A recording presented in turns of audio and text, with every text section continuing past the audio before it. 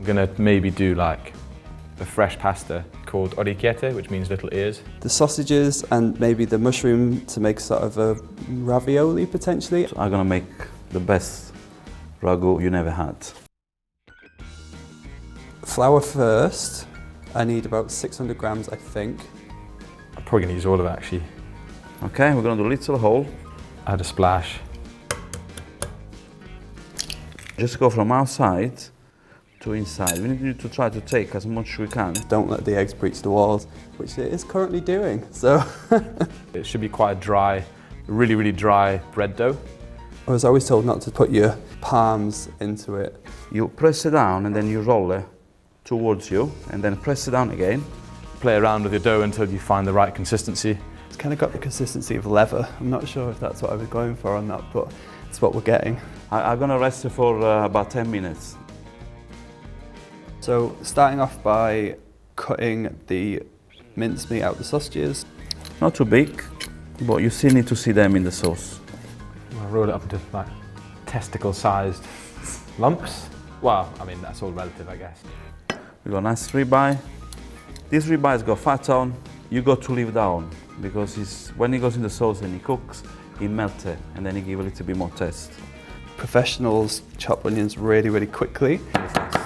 My approach is just as thinly as possible. Okay, we don't want a big chunk because it's got to melt in the sauce. I always thought the pips were like the spicy bit of the chili, but it isn't, it's the pith. If you're unsure about how fresh your garlic is, take out the middle bit, throwing the egg in and then mashing it all together with my hands. I'm going to try and roll out like a long sort of sausage, and you want to roll with your fingers and then press out and then again. Again, I have absolutely no idea what I'm talking about. So what you do, you use one of the finger, press it down and roll it. That one's a bit rough around the edges, so we might leave that one out. So when this one goes in the sauce, all the meat and the sauce stays inside. So yeah, sometimes I'll go for a bit of a pixie ear shape, you know, little point at the end. So I've egg glaze around the side, place that on top, and then pinch the edges to sort of combine.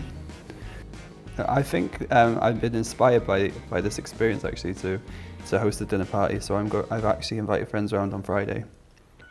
I might make this again. I probably won't. Olive oil first, always.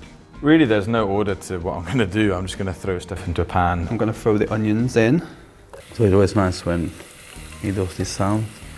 Start with like the fattier things. We're going to add salsiccia. My chili and garlic that I made earlier. Probably get the meatballs in there as well. Pancetta. Tomato puree. Chopped plum tomatoes. Some red wine. Got some balsamic vinegar, I think. Yeah, or really bad red wine, either or. And then a little basil. The rest of the chopped tomatoes. A little parmesan. We're almost there. What we've got to do now is just add a little salt. Water, that kind of like simmering point. Going to gently lower them in. Here goes. Okay, we're gonna know when cavatelli be ready, when they come in on top. Wait for about 40-45 seconds, and that's the point where the gluten starts to come out of the dry pasta. Then you mix it. I don't put salt in the water because I already put on the sauce. They've all risen up to the top. They've been there for a few minutes now.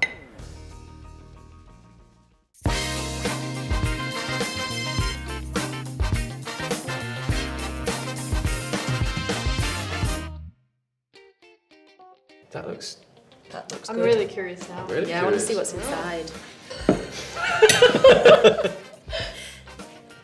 Good, yeah. It's quite thick. Yeah, it's pretty chewy. It smells good, doesn't it? I think it looks It's good. juicy.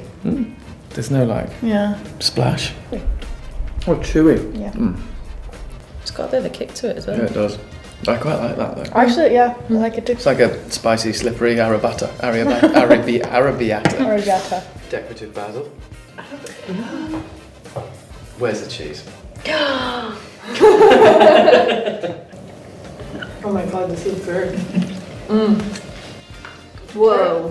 Right? Pure pork. That is like all of the good stuff, isn't it?